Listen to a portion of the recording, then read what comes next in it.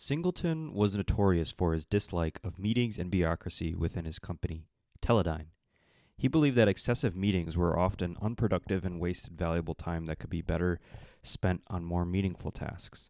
As a result, he implemented a policy known as the Singleton Edict. The Singleton Edict mandated that meetings at Teledyne should only occur when absolutely necessary, and they should be as brief and focused as possible. To enforce this policy, Singleton implemented a system where any executive who called for a meeting had to pay a nominal fee per attendee, with the money going into a fund for office parties.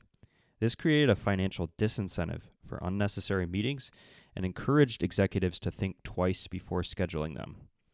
Singleton's approach to minimizing meetings and bureaucracy became legendary within Teledyne and served as a testament to his focus on both efficiency and productivity. Also reflected his unconventional management and leadership style and willingness to challenge traditional corporate practices in pursuit of greater effectiveness.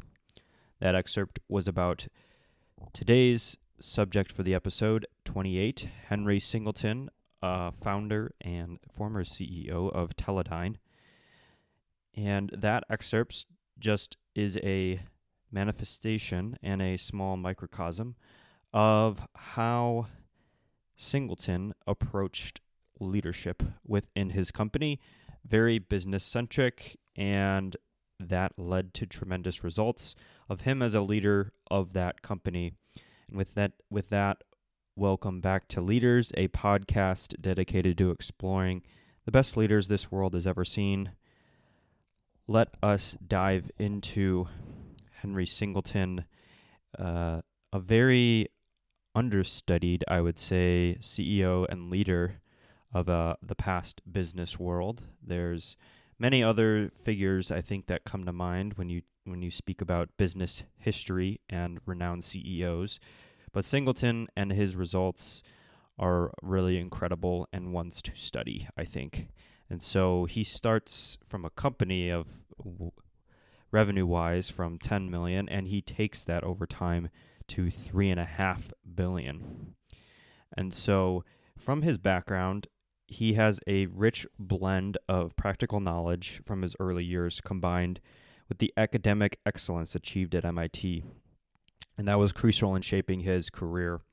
It provided a solid foundation for his future endeavors in business and technology, paving the way for his success as a business leader and innovator in the field. And his tenure at Teledyne was mainly marked by a three-phase strategy: rapid expansion through acquisitions, aggressive share buybacks, and eventually spinning out subsidiaries. He, as a background as well, he was trained as a scientist, and that MIT background, I think, is very similar and akin to episode 26 and Lisa Su. She was a PhD in engineering, and Singleton is definitely trained as that. Not as we've seen with salespeople, MBAs, executives, business types. He is a scientist first and foremost, and so that background lends itself well, and over time he's really renowned for being the best operating and capital deployment person arguably ever. And part of that strategy, as we mentioned, is heavy on acquiring companies. So he acquires over 130 companies over time that entail the Teledyne, sort of what we would view today as a conglomerate, which there are not as many today, but in his age, he built that over time by serially acquiring companies. Let's go into more of who he was as a person. How did that reflect on Teledyne? What were his kind of key values, philosophies, as well as his leadership style? So when people describe Singleton, they call him has incredible tenacity. That technical expertise we spoke to as a scientist, combined with strategic business acumen, produced great results. He was also, while tenacious, he was also coolly a rational man that people said in certain situations, avoiding risk, decidedly sort of We've seen two different spectrums, I think, of both hands-on and hands-off management leadership, and he was certainly hands-on and detail-oriented from that standpoint. And so it was described as an industrialist. His Dr. Singleton was a student and observer of the history of manufacturing. He studied the progress and growth of corporations from the days of Henry Ford, who we covered on episode 6, to General Motors and how successful corporations grew by acquisitions. Studied the behavior of Jimmy Ling and others who were beginning to grow in this manner. He studied the emerging conglomerates, Litton, TRW, LTVs, City Investing, Gulf and Western, and General Electric, which we also covered on episode 3 with Jack Welch. And so Dr. Singleton also used history strategically. For example, in reading Alfred Sloan of GM, classic memoir, My Years at General Motors, he realized that for a corporation to grow and to have a strong financial base, it needed to have, as part of itself, an interest in substantial financially oriented institutions. Therefore, Teledyne augmented its technological core competency with insurance businesses, which Dr. Singleton managed remarkably well. Further quoting Arthur Rock, who was a venture capitalist and really one of the first, I think, venture capitalists of its form, provided the initial financing for Teledyne and served on its board for 33 years. He said Singleton didn't care what other people thought. His style was to stay in his office and to think things up and to get other people to carry them out. And a few quotes to follow this up would be, I know a lot of people have very strong and definite plans that they've worked out on all kinds of things, but we're subject to a tremendous number of outside influences, and the vast majority of them cannot be predicted. So my idea is to stay flexible. And we've certainly seen this within previous episodes and studies of those leaders that we have covered. The capacity and the ability to think nimbly and adapt to change is certainly one that resonates and sticks out as a consistent form of a quality that breeds success within these leaders. He says his only plan is to keep coming to work. I like to steer the boat each day rather than plan ahead way into the future. He also thinks the CEO's most important job is to anticipate trends and to act to help his company. The way that Roberts, so before we get into more, Roberts here is going to be a key figure within Singleton's career. George Roberts, the COO of Teledyne, and we will go into more of him within Mentors, but he also does have a book where he shares his perspective on the Teledyne history as well as within Singleton. And so going into that a little bit more, he says the way that Roberts ultimately teamed up with Singleton was in 1966 when Roberts was at Vanadium Alloy Steel Company in Pennsylvania, also known as Vasco. The two friends who had remained in contact over the years agreed that a merger of their companies would be profitable to both. With that merger, George became president of Teledyne, with Henry as Teledyne's chief executive officer and chairman. So that is kind of the initial start of the Teledyne business of Roberts and Singleton coming together. So within the book, Roberts also searched his archive of corporate documents to construct a memoir that describes the first decade of aggressive acquisitions and diversification, Henry's reasons for adding financial institutions to his highly technical mix, his controversial program of aggressive stock buybacks, the spin-off to shareholders of certain entities which greatly broadened their flexibility in handling their investments, and finally the difficult days of hostile takeover attempts that followed his retirement from Teledyne. Further in the book, and we're going to quote quite a few passages, that Singleton believed and often said that the key to success was people. Talented people who were creative, good managers and doers. From the start, he surrounded himself with that kind of person. Henry's search for talented people went down even to the individual managers of his smallest companies. So again, a common theme in addition to that adaptability to change is also a heavy focus on talent, acquiring talent, being in the business of having the right smart people and motivated people around you to make that company better. So he definitely honed on that. And then in a September 1967 interview with Forbes magazine, Singleton said, "We have what is called a management inventory. We work our heads off to increase our own capability at collecting and promoting the right people. To the extent we succeed, the whole company will succeed. We increase our bets on the men who seem to be performers." A few other leadership style and qualities that really stand out from Singleton's end are decisiveness. So he was known for really making bold and decisive decisions. In the 60s and 70s, during this time, he rapidly expanded Teledyne through a series of acquisitions, often at times when others were hesitant. He definitely struggled some acquiring struggling companies, turning them around and integrating them into Teledyne's portfolio, which acquiring all these companies is one feat, but the idea of really acquiring them and then integrating them into a large conglomerate and having it succeed is another level of leadership and success. Financial engineering, we've kind of talked about with the buybacks, but he really had a deep understanding of the finance and used financial engineering to create value for shareholders.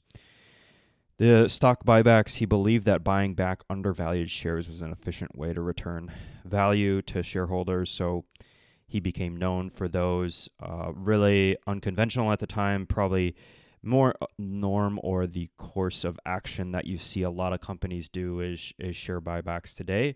In his day and age, he was really the only one who was doing it, and doing it in excess of, I think, over time, buying back something like 90% of the stock that was outstanding and buying that back at what he deemed as a undervalued asset. That focus on shareholder value too, so traditional corporate growth metrics, around revenue and those sort of things, he valued the shareholder value, and known to sell or spin off underperforming businesses, focusing on optimizing overall portfolio to enhance those returns. Risk-taking and innovation. So he also favored a decentralized management structure with minimal bureaucracy. He believed in giving autonomy to divisional leaders, allowing them to make decisions quickly. The lean management approach helped them operate efficiently and respond nimbly to market changes. He also did exhibit a longer-term vision, so known for taking that perspective. The strategic decisions he made, the acquiring of companies with growth potential, divesting those non-core businesses, were really driving a vision of building sustainable value over time rather than focusing kind of on that next quarter, or what a lot of, I think, companies deem is what is the next metric we have to hit to for the next quarter's kind of earnings call and that sort of thing. He definitely wasn't focused on those sort of things, looking more long term. Kind of also along those lines, a contrarian approach was definitely part of his style. He wasn't afraid to really go against that conventional wisdom. During those periods of economic downturn that he experienced, he often increased their stock buyback activities, believing that depressed stock prices presented opportunities for value creation again. That really is it from a leadership style standpoint. A few sort of failures, challenges to also highlight here would be the antitrust lawsuit that Teledyne experienced within 1969. So within that career, this was filed against them by the U.S. government. The government alleged that Teledyne had violated antitrust laws by engaging in anti-competitive practices. Lawsuit claimed they had acquired numerous companies in various industries, consolidating power and potentially limiting competition. So in response to that, he really adopted a strategy of divesting some of those businesses to address those concerns. So ultimately met the challenge and pivoted based on what he could have been facing there. And so stock price volatility too. So his management style, which involved those aggressive acquisitions and divestitures, made the stock price of Teledyne fluctuate fairly significantly. So while he was praised for those skills, some investors were uneasy with that rapid and unpredictable change in their portfolio. Stock performance could be affected by perception of a decision's market reaction to them. So maybe it was deemed a little bit of extreme, but it ended up kind of working out in his favor as well as for the shareholders. Succession planning issues. So we've definitely seen this within other leaders here. The next sort of CEO that they tap or put in line after they step away, retire, that sort of thing. That was another challenge within his career. And so he was a key figure in a lot of their success. His management style, decision-making were really closely tied to their performance. So that lack of really who to appoint as a next leader of the company raised concerns about their future leadership and direction. So after his retirement in 1986, Teledyne faced some challenges in maintaining that previous level of success, and I think we do see that within the company after he leaves, is that there is just not the same level of leadership within that. So definitely part of that. What we now can transition into a little bit more is the mentors and heroes of Henry Singleton. So Jerome Weisner is the first one we will talk about here. And so Jerome was a mentor while getting the doctorate at MIT that Henry received. Weisner later went on to be president of MIT and science advisor to 3 presidents. So he developed an important optimum linear filter and prediction technique. For his dissertation, Singleton generalized that technique for the nonlinear solution, making a major contribution to the emerging field at that time of information theory. The co-founder, George Kosmetsky, and then the aforementioned Arthur Rock were also part of that founding team and the funding of the company, so worked closely with Singleton. We mentioned before George Roberts, the COO. He was a doctorate from Carnegie Mellon and metallurgy. So Dr. Singleton hired managers who shared his hands-on, detail-oriented approach. For example, George Roberts joined, and Singleton introduced him to one of his managers, whom he described this way. What's unique about him is that I'll ask him a question about one of those companies that I've asked him to supervise, and he always knows the exact numerical answer. If I ask him what they did in sales last month, he knows right away without calling someone to find out. So that's the kind of fellow that you pick who runs a company and does it well, but it is also able to quickly understand and supervise and have the facts about other companies under his wing. That's the kind of a group leader we need. So he definitely embodied and admired the way Roberts went about leading Teledyne with him. There is also a strong connection to Claude Shannon of MIT, and he really helped in terms of the evaluation of a lot of the acquisitions. So Claude Shannon, a well-known figure within a lot of the different information theory, early technology, famous scientist of the 20th century. So Shannon was a good friend of Henry's from his days at MIT, director of the company for many years. Also played a valuable part in helping him evaluate those acquisitions, notable because he is that renowned scientist. In fact, there's quite a lot written about him. There are a few sure things, least of all in the competitive world of academic recruitment. Claude Shannon was as close to a sure thing as existed. That is why MIT was prepared to do what was necessary to lure Shannon from AT&T's Bell Labs, and why the Institute was delighted when Shannon became a visiting professor in 1956. The final thing that we will cover off on here is a strong Warren Buffett connection. So Singleton's mastery in business management and capital allocation was highly regarded by peers, including Buffett. Buffett has been quoted as saying Singleton had the best operating and capital deployment record in American business. He's even suggested that if you were to take the top 100 business school graduates, no one would be able to surpass his achievements. Buffett's admiration for Singleton was not just for his business achievements, but also for his unconventional approach, which starkly contrasted with the typical business school models.